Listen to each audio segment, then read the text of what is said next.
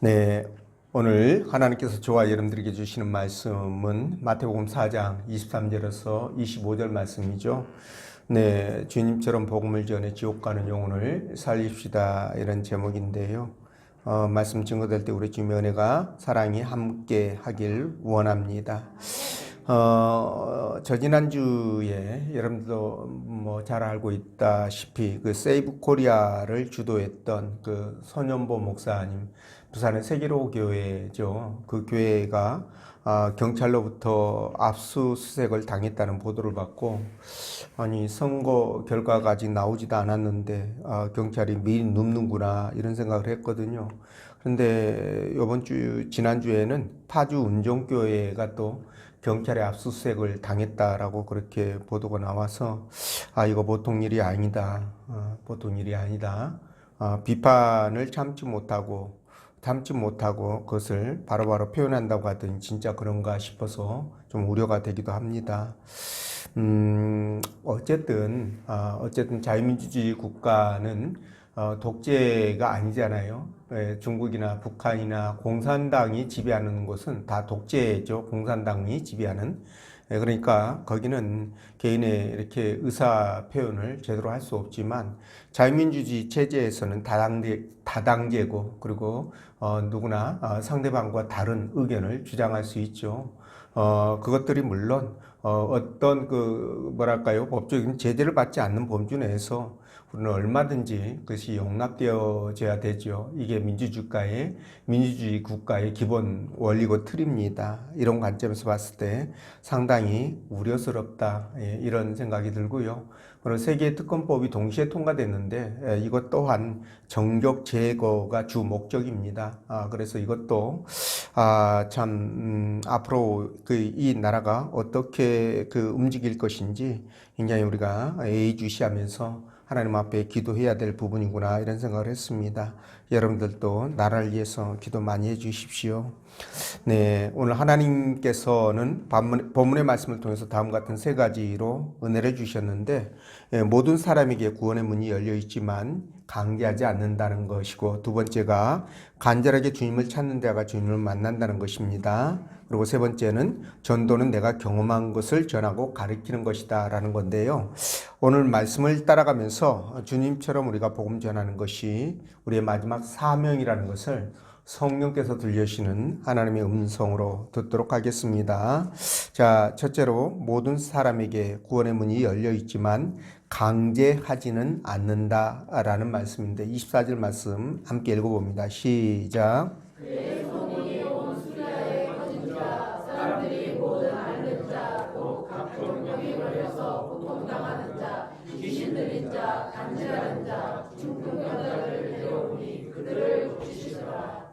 아멘.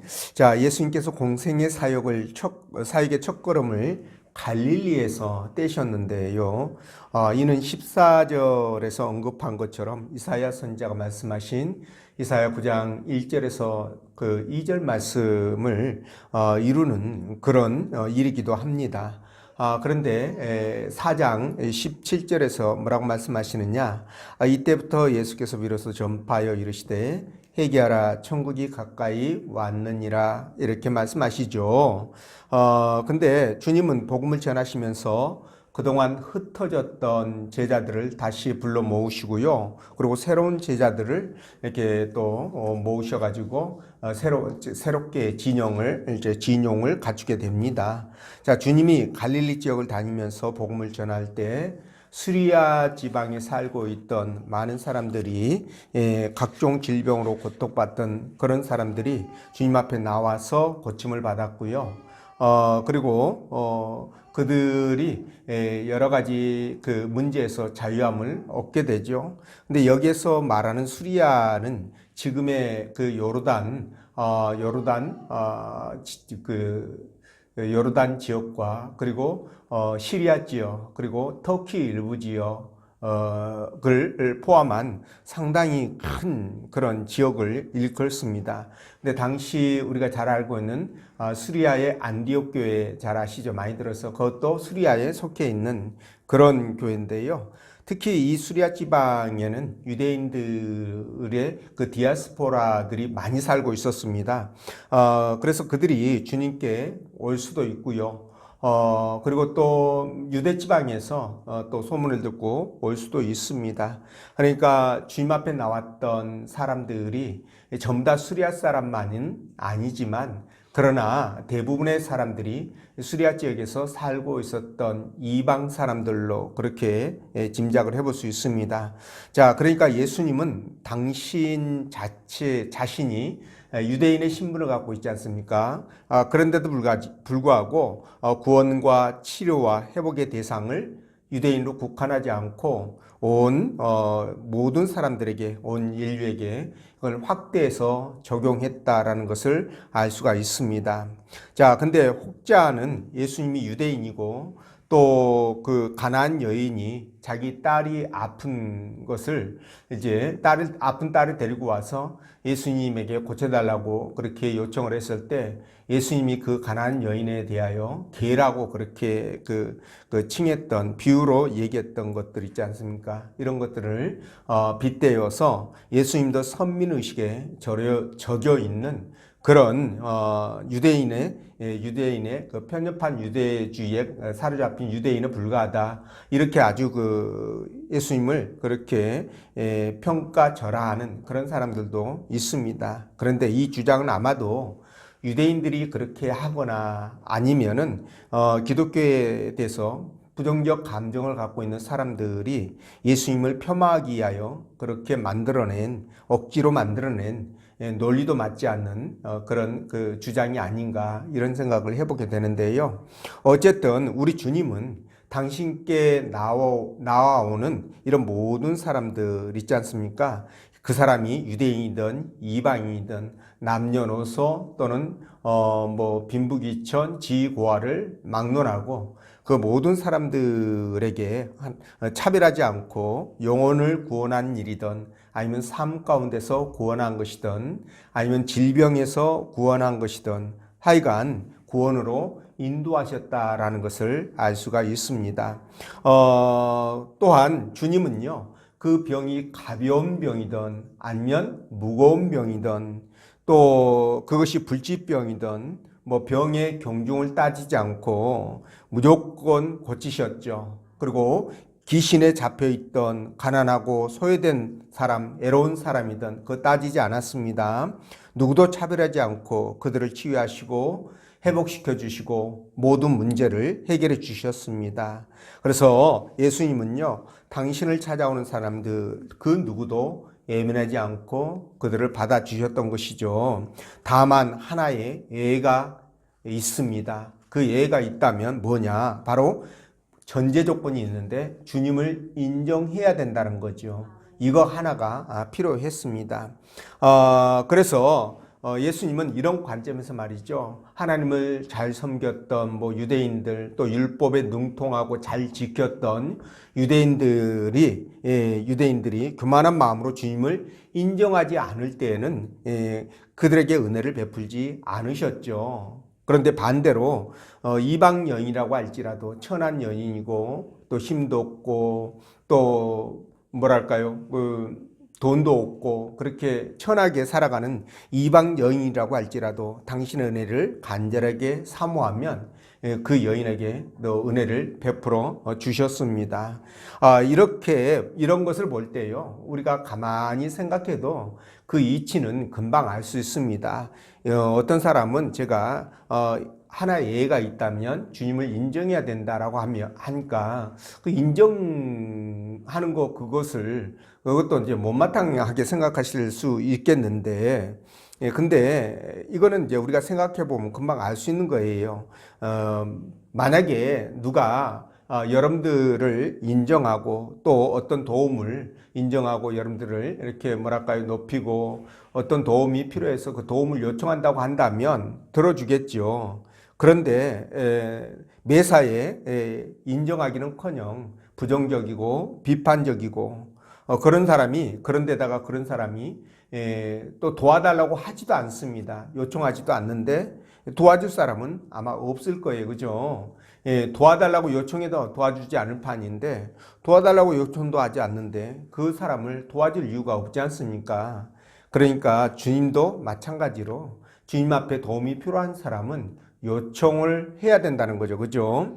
강제로 도와주지는 않습니다. 그래서 구원도 말이죠. 우리가 주님 앞에 나와서 먼저 주님을 마음으로 믿고, 그죠? 입으로 시인해서 영접할 때 임하는 거예요. 그러나 우리가 그 구원을 거부하면 구원이 임하지 않는다. 이렇게 보시면 될 것 같습니다. 그러니까 강제로 주시지는 않는다. 이렇게 생각하시면 될 것 같아요. 제가 예를 들어 보면 부자 청년 있지 않습니까? 이 부자 청년이 영생을 얻기 위해서 주님 앞에 왔잖아요. 그랬을 때 우리 주님이 네가 가지고 있는 재물을 다 팔아서 가난한 자에게 나누어져라. 이렇게 얘기를 하지 않습니까? 그러니까 이 부자 청년이 근심하고 돌아가게 되는데요. 그때 우리 주님은 이 부자 청년을 잡지 않았습니다. 구원받아라 라고 부탁을 하거나 이렇게 설득을 하거나 전혀 그러지 않았다라는 거예요. 그냥 돌아가는 대로 그대로 내버려 두었습니다. 사울왕도 마찬가지로 하나님 앞에 불순종할 때 말이죠. 사울왕을 순종하도록 그렇게 요청하지 않았습니다. 그냥 불순종하면 불순종하는 대로 그대로 방치했다는 거죠. 다윗왕도 마찬가지예요. 바세바와 간음하고 우리아를 죽일 때 하나님께서 막으려고 했다면 얼마든지 막을 수 있었죠. 그런데 막지 않고 어떻게 했습니까? 그냥 내버려 두었죠. 그만큼 뭐예요? 강제하지 않았다. 저와 여러분들의 인격을 존중해 주셨다. 자유의지를 존중해 주셨다. 이렇게 보시면 됩니다. 그래서 나중에 다윗이 회개하고 돌아섰을 때에 관계가 회복될지라도 어떻게 됐습니까? 그때 하나님께서 절대로 강제하지 않으셨다는 거, 이걸 여러분들이 염두에 두시면 될 것 같아요. 왜 이렇게 강제하지 않느냐? 하나님은 인격적인 분이시잖아요. 그죠? 저와 여러분들도 하나님의 형상과 모양대로 창조되었기 때문에 여러분, 그래서 우리도 인격자예요. 그러니까 이 인격자는 강제해서는 안 되는 거죠. 여러분, 그래서 매를 때리거나 욕을 하거나 이런 것들이 안 되는 이유가 바로 그 사람의 인격을 파괴하기 때문에 그렇습니다. 이해가 되시죠? 그래서 인격 대 인격으로, 그러니까 논리로 설득을 하고 그래서 먼저 본을 보임으로 설득을 하고 어쨌든 말이든 행동이든 설득을 해서 그 사람이 스스로 자발적으로 움직이도록 하는 것이 기본 원칙이라는 겁니다. 그래서 기본적으로 절대 강제하지 않으신다. 이 부분을 여러분들이 알고 계시면 돼요. 하나님께서도 강제하지 않는데 우리가 어떻게 강제할 수가 있겠습니까? 그래서 주님은 우리가 싫다고 거부하면 억지로 구원의 길로 또는 은혜와 축복의 길로 인도하지 않는다는 사실이에요. 여러분, 예수님과 함께 십자가에 못 박힌 우평강도 있지 않습니까? 이 우평강도는 자신의 죄를 자복하고 예수님께 구원을 요청하지 않았습니까? 그때 예수님이 이 우평강도에게 네가 오늘 나와 함께 낙원에 있을 것이다 라고 그렇게 구원을 허락하셨어요. 아시죠? 구원을 주셨습니다. 근데 좌편강도는 어땠습니까? 예수님을 저주하고 대적을 하죠. 자, 그건 뭡니까? 예수님께서, 그러니까, 구원을 원하지 않는다는 거잖아요. 그죠? 그러니까, 자발적으로, 자기 의지로 그걸 구원을 바라지 않습니다. 이런 자에게 하나님께서 어떻게 될까요? 구원을 주시지 않죠. 그래서 예수님도 이 자에게 구원을 베풀지 않았습니다. 아마 지금도 지옥에서 그 뜨거운 불 속에서 난리 부르스를 치고 있을 것으로 그렇게 추측이 됩니다. 자, 그런데 이런 것들을 봐도 이게 증거예요. 그리고 그 유대인들 있지 않습니까? 이 유대인들이 사사건건 예수님을 대적했던 자들이 있잖아요. 이런 자들은 여러분 구원이 그들에게 임하지 않았습니다.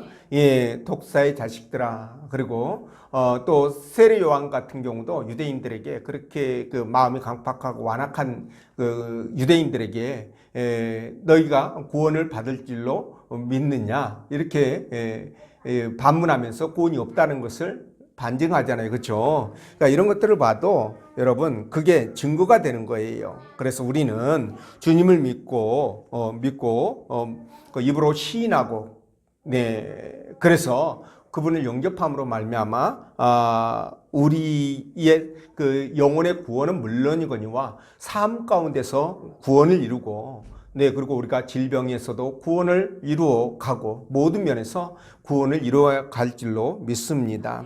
자, 우리가 흔히 구원 그러면 우리는 그냥 영혼 구원만 생각합니다. 근데 성경에서는 구원을 얘기할 때 영혼 구원이 기본 베이스로 깔리지만 그 중에서 또 우리 삶 가운데서도 구원을 얘기하시고요. 또 우리 질병에서도 구원을 말씀하십니다. 그러니까 여러분들이 이렇게 광범위하게 사용되고 있다는 것을 참고로 알아두시면 될 것 같아요. 자, 그래서 우리는 어쨌든 주님 앞에 나가면 주님은 절대로 당신을 인정하고 나오는 사람을 거부하지 않죠.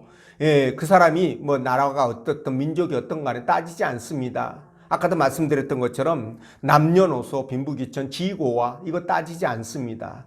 무조건 당신을 인정하고 당신 앞에 간절한 마음으로 나오는 자에게 우리 주님은 그들을 받아들이고 그들의 필요를 공급해 주셨다는 거예요. 네, 그들이 아프면 치유해 주시고 귀신 들리면 귀신을 쫓아 주시고, 그죠? 문제가 있으면 문제를 해결해 주시고 이렇게 하셨던 겁니다.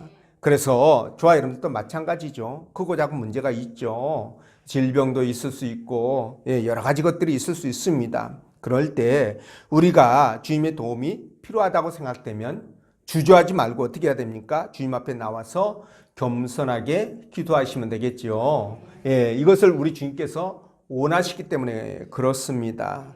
그래서 우리 주님께서 오늘 본문에서 이렇게 행하셨던 이런 기사와 이적들을 저와 여러분들을 통해서 그것들이 또 이렇게 이루어질 수 있도록 그렇게 우리가 간절히 주님을 찾고 찾아야 될 줄 믿습니다.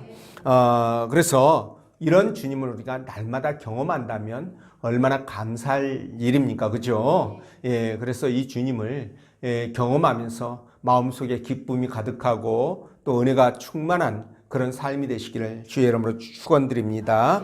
자, 두 번째는 간절하게 주님을 찾는 자가 주님을 만난다라는 것인데요. 24절 말씀 아까 우리 읽었잖아요. 근데 이 말씀을 보면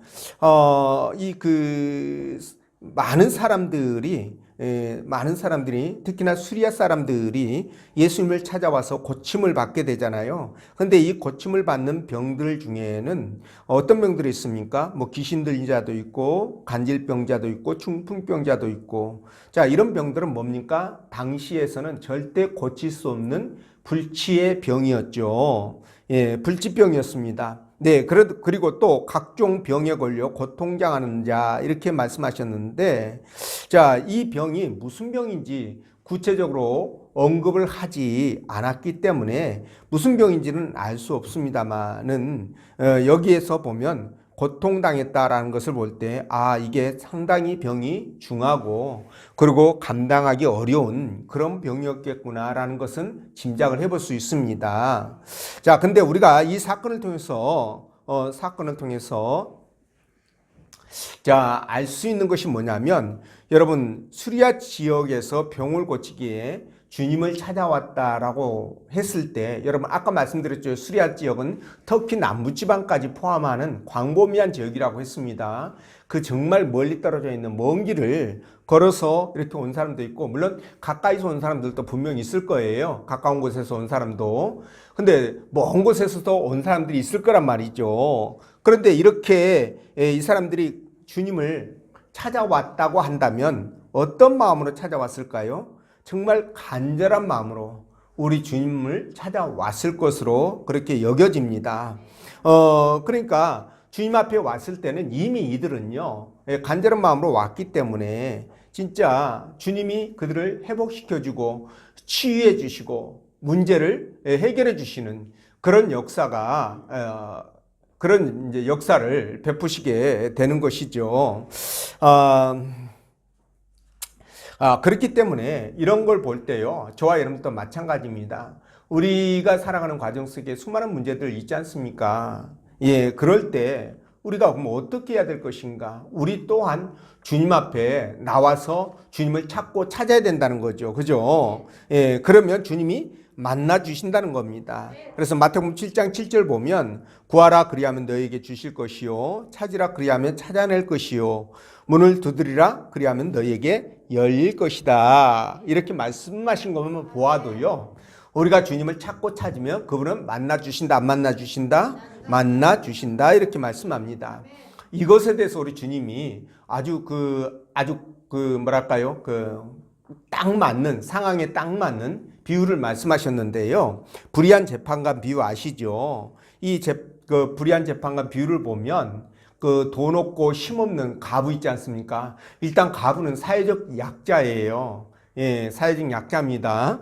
과부가 정말 정말 억울한 일을 당했는데 이거를 갖다가 이제 재판관에게 가서 호소를 하지만 이 불의한 재판관이다 보니까 어떻게 됩니까? 들어줘요, 안 들어줘요? 안 들어주죠. 혹시 몰라요. 뒤로 한 100억이나 200억 정도 찔러줬으면 들어줬을 수도 있습니다.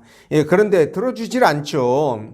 예, 그러니까 어떻게 됩니까? 이 과부가 할 수 있는 방법은 뭡니까? 밤낮으로 가서 예, 그 불의한 재판관 뭐 집이 됐던 아니면 근무처가 됐던 그냥 들리는 곳에서 그냥 밤낮으로 이렇게 부르르 짖으니 그걸 어떻게 감당할 수 있습니까? 그러니까 아이고 저 아주 귀찮아서 아주 그 찰거머리 같은 저 여자 그냥 아유 내가 도저히 감당이 안 되네 뛰어내버려야 되겠다. 그래서 그 과부의 억울한 사정을 듣고 해결해 주신 것이다 라고 그렇게 주님이 비유로 말씀하신 거잖아요. 제가 좀 보탰습니다 상황을. 예. 네, 어쨌든 이렇게 해결을 그러니까 과부처럼 간절히 찾고 찾으면 해결이 된다라는 말씀을 하시는 겁니다. 또 나쁜 예이기는 하지만 이스라엘 백성들이 말이죠. 이방인들의 잦은 공격으로 말미암아 그들이 정말 고통당하는 것에 대한 처방을 어떻게 내렸냐? 우리에게 왕이 없기 때문이다 라고 내립니다. 자, 이스라엘 백성들이 왕이 없어서 고통을 당했을까요? 이방 민족들에게? 아니죠. 사사기를 보면 그들이 고통당하는 이유는 그들이 어떤 거예요? 하나님 앞에 예배를 드리지 못하고 예배가 무너지고 신앙이 무너진 것 때문에 이방인들의 공격을 받은 거예요. 그런데 이들은 지금 처방을 잘못 내린 거죠. 예, 자기들의 그 신앙적 행위는 돌아보지도 않고 왕이 없어서 그렇다라고 결론 내리고 사무엘에게 왕을 요구합니다. 자, 이때 하나님은 백성들이 왕을 요구하는 것에 대해서 나의 통치를 받지 않기 위해서 요구한다라고 그렇게 인정을 하셔요. 굉장히 불편하셨겠죠. 나를 배신 때리는데 배신 때리는 나를 좋아할 수는 없지 않습니까? 그럼에도 불구하고 저들이 하도 왕을 요구하니까 어떻게 돼요? 그냥 들어주셔요. 그래서 왕을 허락하십니다. 예, 하나님의 통치를 거부해도 하나님은 그들의 자유의지를 꺾지 아니하시고 찾고 찾으니까 왕을 허락한다는 이 사실 우리가 기억해야 될 걸로 믿습니다. 그리고 광야에서 백성들이 만나만 먹으니까 이제 실증 났잖아요. 그렇죠? 고기가 생각납니다. 그래서 고기를 달라고 또 울고 불고 막 불평불만하고 난리를 치니까 하나님께서 어떻게 돼요? 그들에게 고기를 주시죠. 예, 소고기 각 집마다 막 소 한 마리씩 이렇게 준 게 아니고 메추라기로 주신 거예요. 근데 이 메추라기를 이제 그들이 이제 받아서 먹는데 이빨 사이에 이제 씹기도 전에 이빨 사이에 끼기도 전에 어떻게 됐습니까? 하나님이 치셔가지고 그들에게 징계를 하시잖아요. 그러니까 이걸 보면 우리가 뭘 할 수 있느냐? 하나님께서는 이스라엘 백성들이 못마땅해 해가지고 징계할 때 징계하는 아니더라도 그들의 요구를 들어주시는구나 라는 것을 우리가 다른 각도에서 알 수 있는 거예요. 그죠? 자, 그렇다고 한다면 진짜 여러분들이 간절하게 하나님 앞에 원하는 것이 있다고 한다면 여러분들이 정말로 하나님이 응답해 주시기를 원하는 게 있다면 어떻게 해야 된다는 교훈을 얻습니까? 하나님 앞에 구해야 된다. 하나님을 찾고 찾아야 된다는 교훈을 얻게 됩니다. 여러분들 가부처럼 한번 강청해 보신 적 있을까요? 그렇게 했는데도 불구하고 하나님이 들어주지 않았다 그러면 항의를 하십시오. 클레임 걸면 됩니다. 이제 어쨌든 간에 이렇게 간절하게 기도하면 하나님께서 들어주신다는 거예요. 우리가 탐욕을 가지고 욕심을 가지고 구하는 것이 아니라면 진짜 주님의 영광과 교회와 사람들에게 건덕을 세우기 위해서 구하는 것이라고 한다면 여러분 하나님께서 반드시 응답해 주시지 않겠습니까? 예, 간절한 마음으로 구하는데 오늘 수리아 사람들처럼 정말 주님 앞에 나오기까지는 그 먼 거리를 와야 되기 때문에 간절한 마음으로 왔을 거라는 거죠. 그런 마음으로 와서 구하면 주님이 그들에게 응답해 주셨던 것처럼, 그들을 치유하시고 고쳐주셨던 것처럼 저와 여러분들 문제 또한 그런 각도에서 해결해 주신다라는 겁니다. 왜냐하면 우리 주님은 은혜와 사랑과 긍휼이 풍성하신 분이기 때문에 그런 거죠. 그죠? 이제 그래서 에레미야 29장 13절에 뭐라고 말씀하시죠? 너희가 온 마음으로 나를 구하면 나를 찾을 것이요 나를 만나리라. 자, 주님을 찾으면 만나 주신다고 얘기하죠. 만나 주신다고 얘기하는데 그 전제 조건이 뭐예요? 온 마음으로 구하는 거예요. 온 마음. 온 마음이 중요하죠. 그렇죠? 과부와 같이, 그죠? 힘없는 과부처럼 그렇게 온 마음으로 구하는 겁니다. 아까 말씀 또 이렇게 주님이 하셨던 것처럼 구하라, 찾으라, 두드리라. 그러면 구해지고 찾게 되고 열리게 되는 역사가 있게 된다는 거죠. 이 말씀을 하시는 거예요. 그래서 우리가 주님을 이렇게 찾아야 되는데 말씀드린 것처럼 이때 필요한 게 뭐다? 바로 온 마음, 간절한 마음이 필요하다는 거죠. 그죠? 여러분들이 만약에 구하면서도 간절한 마음이 없이 하나님께서 이거 주실까? 안 주실까? 이렇게 반신반의하면 온 마음일까요? 아닐까요? 아니죠. 아닙니다. 여러분 생각해 보세요. 먼 수리아에서 그 멀리 떨어져 있는 수리아 땅에서 주님을 찾아올 정도가 된다면 이들이 찾아올 때 반신반의하는 마음으로 찾아왔을까요? 온 마음으로 찾아왔을까요? 온 마음으로 찾아오게 되죠. 여러분 반신반의해가지고 그 먼 길을 걸을 수 있습니까? 못 오죠, 여러분. 못 옵니다. 여러분들에게 한 200km, 300km 걸어서 치료받으러 간다라고 했을 때 올 수 있나요? 못 옵니다. 그러면 이렇게 주님 앞에 왔다라고 했을 때 우리가 무엇을 생각할 수 있습니까? 그만큼 그들이 간절한 마음이 있었고 온 마음으로 간절하게 간구하는 그런 마음이 있었다는 거예요. 그런 기대와 확신이 있었기 때문에 그곳에 왔다는 거죠. 이해가 되시죠? 그러니까 우리도 그렇게 수리아 사람들처럼 기대와 확신을 가지고 반신반의가 아닙니다. 기대와 확신을 가지고 주님 앞에 나와서 구하시라는 거예요. 그러면 주께서 허락하여 주신다. 그래서 그것을 날마다 여러분들이 누리는 그런 역사가 있기를 주의 이름으로 축원드립니다. 그리고 세 번째, 전도는 내가 경험한 것을 전하고 가르치는 것이다 라고 25절에 말씀하시는데, 자 25절 말씀 함께 읽어봅니다. 시작.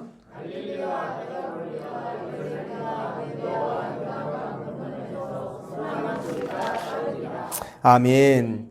자, 여러분 그 24절에서는요. 수리아 사람들이 주님을 찾아서 병을 고치고 귀신을 쫓음받고 치유되고 회복되는 역사를 말씀했잖아요. 근데 여기서는 또 무슨 말씀하시나요? 갈릴리아, 데가볼리와 예루살렘과 유대와 요단강 건너편에서 수많은 무리가 따랐다 이렇게 말합니다. 자, 수리아 지방은 북쪽이에요. 근데 지금 여기 25절에서 언급하고 있는 지역은 갈릴리를 포함해서 남쪽에 있는 땅들입니다. 그러니까 뭐 동서남북에서 다 왔다 이렇게 생각하시면 될 것 같아요. 근데 예수님이 갈릴리에서 이제 사역을 막 시작할 때는 초기였습니다. 지금 현재 이때는 지금 초기에 사역하는 시대예요. 자, 초기에 사역을 했는데 자, 사람들의 모든 병과 약한 것을 고치신 소문이 수많은 지역으로 이렇게 퍼져나갔겠죠. 그래서 광범위하게 퍼져나갔는데, 자, 여러분, 여기에서 우리가 하나 생각해 볼 것이 뭐냐면, 어떻게 주님이 사역을 하셨길래, 도대체 어떻게 사역을 하셨길래, 이렇게 수많은 지역으로 멀리 광범위하게 빠르게 순식간에 퍼져나갔을까? 그 소문이 말이죠. 이 생각을 하지 않을 수가 없습니다. 여러분, 우리 주님의 사역이 어떻게 이루어졌나요? 여러분들 가만히 한번 생각해 보십시오. 그런데 이에 대한 해답이 바로 23절에 있습니다. 자, 23절을 보면 뭐라고 말씀하십니까? 예수께서 온 갈릴리에 두루 다니사 그들의 해당에서 가르치시며 천국 복음을 전파하시며 백성들의 모든 병과 모든 약한 것을 고치시니 이렇게 말씀하셔요. 자, 이거를 다시 말씀드리면 이런 뜻입니다. 주님이 온 갈릴리를 구석구석 다니시면서 천국 복음을 강론하신 겁니다. 교육하신 거예요. 예, 그리고 여기 뭡니까? 또 하나는 여기서 지금 전파하셨다. 가르치고 전파하셨다 그러는데 전파는 여러분들이 설교쯤으로 그렇게 생각하시면 될 것 같습니다.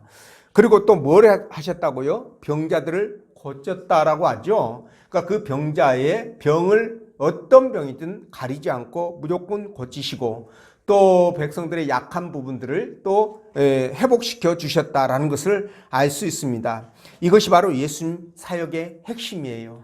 말씀을 가르치고 설교하시고 병자를 치유하시고 피로를 채워주시고 이겁니다.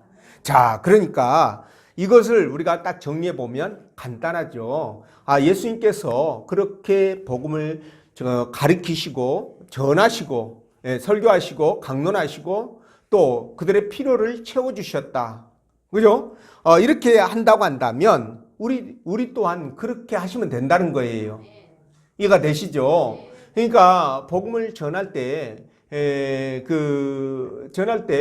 우리가 그냥 이렇게 맨입으로 전할 수도 있습니다. 맨입으로 전할 수 있는데 주님도 맨입으로 전하셨죠. 근데 그들의 필요를 채워주셨어요. 어떻게 채우셨습니까? 그들을 치유하심으로, 그죠? 약한 자를 또 이렇게 회복시킴으로 그들의 피로를 공급해 주신 거예요. 병을 치유해 준 것만큼, 귀신을 쫓아내 준 것만큼 피로를 채워주는 게 어디 있겠습니까? 자, 그렇다고 한다면 저와 여러분들도 그렇게 피로를 채워주시면 구름처럼 인산인해를 이룰 거예요. 그때 당시처럼, 그죠? 사람들이 그런 거 굉장히 약하잖아요, 그죠? 말씀은 뒷전이지만 그런 것은 아주 예민합니다. 세상 사람들은 더 예민합니다. 자, 그런데 우리가 그렇게 기적과 능력을 행하면서 병도 치유하고 막 그냥 예언대 해주고 막 그냥 그들의 가려운 데를 긁어주고 아픈 데를 그냥 싸매주고 이러면은 되죠. 현재 우리가 예수님처럼 그런 능력이 없으면 어떻게 해야 될까요? 다른 부분이라도 동원해야 되겠죠. 그렇죠? 예를 들자면 후진국 같은 경우로 예를 든다면 그들이 필요한 것들이 있지 않겠습니까? 생필품이라든가 옷이라든가 돈이라든가, 그죠? 아니면 인프라 건설이라든가 이런 거, 학교라든가 이렇게 염소를 사준다든가 이런 것들 있잖아요. 필요한 것들. 그렇게 하면 됩니다. 그게 예수님께서 베푸셨던 방법이에요. 그러니까 이것이 오늘날 생각해 보면 주님이 하셨던 방법을 그대로 하고 있는 것과 같은 거예요. 자, 오늘날 후진국도 말고요, 다른 나라 말고 우리 주변에서도 마찬가지입니다. 이것을 그대로 대입해 보면 답이 나오거든요. 우리가 복음을 전할 때 말씀만 전하는 것이 아니라 그들의 필요를 채워줘야 되겠죠. 그럼 그들의 필요가 무엇인지를 파악해야 되겠죠. 그런데 우리나라는 다 잘 먹고 잘 살아. 그러니까 돈이나 이런 거 필요 없습니다. 신발이나 옷이나 이런 거. 돈은 필요하겠네요. 그죠? 예, 돈은 필요하겠네요. 근데 그리고 또 그런 거 말고도 그들이 또 요구하는 부분들이 있을 거란 말이에요. 그죠? 아이가 예를 들어 있으면 아이를 돌보는 것이라든가 어디 심부름을 하는 것이라든가 그들의 이제 식사를 이렇게 대접하는 것이라든가 이런 것들도 필요를 공급해 주는 것으로 이렇게 볼 수 있습니다. 그렇죠? 그러니까 예수님이 사용했던 방법들이에요. 이런 것들을 동원해서 복음을 전할 때 상당한 효과가 있었던 것을 우리가 기억을 합니다. 그래서 지금도 저는 그렇게 마찬가지라고 생각하는데 세상 사람들에게 복음을 전할 때 주님처럼 피로를 채워주면 반드시 좋은 결과가 있을 수밖에 없다라는 말씀을 드립니다. 이렇게 피로를 채워주셨고 또 하나 우리가 놓치지 말아야 될 것이 뭐냐? 우리 주님은 복음을 전할 때요, 때와 장소를 가리지 않으셨다라는 거예요. 이 부분을 우리가 기억해야 됩니다. 그러니까 우리 주님은 다니면서 그곳이 해당이든 산이든 해변이든 들이든 여러분 우물가든 잔치집이든 어떻습니까? 구분하지 않으셨죠. 무조건 그들이 필요하다고 한다면 그곳이 어디든 간에 어느 때든 간에 그 사람이 이방인이든 유대인이든 가리지 않았잖아요. 그죠? 무조건 가셔서 어떻게 했습니까? 복음을 전하셨다. 그러니까 사람들이 나에게 와서 듣는 것이 아니라 내가 다니면서, 물론 그럴 때도 있었어요. 사람들이 와서 복음을 경청하고 그러기도 했지만 주님은 수많은 곳을 다니면서 복음을 직접 전하신 거잖아요. 그러니까 이런 방법도 우리가 생각을 해야 된다는 거죠. 그죠? 앉아가지고 감나무 밑에 앉아서 감 떨어지기만을 기다리면 절대 안 떨어지죠. 그렇죠? 그러니까 감나무에 올라서 흔들어야 됩니다. 그래야 감이 떨어져요. 예, 기도하면서 하나님 감 떨어지게 해주세요. 누워가지고 입 벌리고 있으면 예, 입으로 들어간다 안 들어간다? 안 들어간다. 안 들어간다. 흔들어야 됩니다. 예, 그렇게 해서 해야 되는 거예요. 이게 주님께서 하셨던 방법이에요. 이해가 되시죠? 자, 그리고 여러분 또 하나 중요한 게 있습니다. 세 번째가 뭐냐면, 여러분 주님이 복음을 전할 때 그냥 자신감이 없어가지고 그냥 막 땅으로 꺼져갈 것처럼 그냥 말도 제대로 끊어지 못하고 우물쭈물하면서 막 이렇게 그냥 막 확신도 없이 전했을까요? 아니면 자신 있고 당당하게 확신 있게 전했을까요? 그쵸, 후자죠. 예, 후자입니다. 자, 근데 여러분 우리 주님이 그 확신과 담대함이 어디에서 나왔을까요? 하나님의 아들이니까? 하나님이시니까? 당연히 그렇게 했을 것이다? 이건 아닙니다. 이거 아니에요. 어디에서 나왔을까요? 자, 이걸 생각 한번 해보십시오. 우리 주님이 어디서 오셨어요? 하나님과 함께 계시다가 나훈에 계시다가 오셨죠. 그렇죠? 그분은 모든 천국의 모든 내용, 지옥과 천국을 다 알고 계신 분이잖아요. 인류의 역사 흐름을 다 알고 계신 분이잖아요. 각 개개인의 생사하복까지도 다 알고 계신 분이잖아요. 자, 그럼 그분은 직접 보고 듣고 경험하고 알고 있는 내용들을 지금 전하고 있는 거예요. 그러니까 여러분 확신이 생길까요? 안 생길까요? 생기죠. 담대할 수밖에 없습니다. 내가 완전히 보고 듣고 알고 느끼고 깨닫고 있는 것들을 막 전하는데 여러분 여기에 힘이 없을 수가 없어요. 여러분 한번 생각해 보십시오. 일테면 약을 팝니다. 근데 내가 이 약을 먹어보니까 진짜 효과가 좋아. 너무 좋아요. 그럼 이 약을 팔 때 어떻게 팔까요? 약장수가 약 팔 때? 아주 막 자신있게 팔겠죠. 아니 약이 효과가 없을 것 같은데도 그 사람 말만 들으면 효과가 100%야. 그렇게 들려. 그러면 사요 안 사요? 사죠. 근데 약장사가 약을 지가 먹어봤어. 약이 효과가 있어요 없어요? 없어. 그러면 약을 팔 때 어떻게 팔까요? 땅으로 기어 들어가죠. 그렇죠? 자신감 없이 그냥 눈 맞추지도 못하고 우물쭈물. 우리가 복음을 전할 때도 똑같다고 생각합니다. 우리가 복음을 전하는 것은 내가 주님을 경험했잖아요. 내가 천국을 말씀으로 느꼈던, 실제로 보고 느꼈던 간에, 환상을 통해서 보고 느꼈던 간에 내가 먹고 듣고 경험한 것을, 깨닫은 것을 전하는 게 복음이에요. 전하는 게 복음이 아니라 그렇게 복음을 전하는 거예요. 이해가 되시죠? 그러면 자동으로 내 말에 힘이 생길 수밖에 없고 상대방이 들을 때 저 양반 말 들으니까 와 진짜 천국이 있을 것 같아. 내가 교회 안 나가면 죽을 것 같아. 이런 느낌을 줄 수 있는 겁니다. 세상 모든 이치가 다 그래요. 그러니까 이런 마인드로 영업을 하면 잘 되겠죠. 그렇죠? 그러니까 여러분 영업 쪽 이상한 쪽으로 갔는데 여러분 어쨌든 간에 우리가 복음을 전할 때 우리 예수님처럼 이렇게 전해야 된다는 거예요. 내가 보고 느끼고 깨닫고 알고 확실한 것을. 내가 죽으면 천국 간다는데 지옥이 있다는데 당신 안 믿으면 지옥 간다는데 이 복음을 전하는 현장에서 이게 어떻게 나타나겠습니까?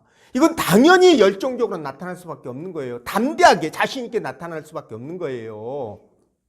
그러니까 사람들이 인산인해를 이루는 겁니다. 물론 필요를 공급해 주는 것 때문에 그들이 왔겠지만 주님의 설교를 들으면 주님의 가르침을 받으면 어떻게 될까요?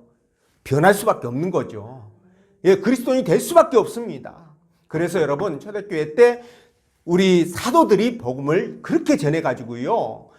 순식간에 막 예수 믿는 사람들이 막 기하급수적으로 늘어나는 거예요. 그래서 결국은 로마가 394년도에 데오도시우스 황제에 의해서 기독교가 국교로 되잖아요. 313년 콘스탄티누스 황제에 의해서 기독교가 인정을 받게 되고 이런 일이 있게 됩니다. 그래서 저와 여러분들이 어떻게 해야 됩니까? 예수님처럼 그렇게 담대하게 전하자. 예, 그러면 역사는 자동으로 이루어지게 되고요. 여러분들의 가정사와 또 교회의 부흥 이런 것들은 자동으로 해결되는 거예요. 여러분들 삶 가운데서 내가 만난 주님 그렇게 주님처럼 한번 전해보시기 바랍니다.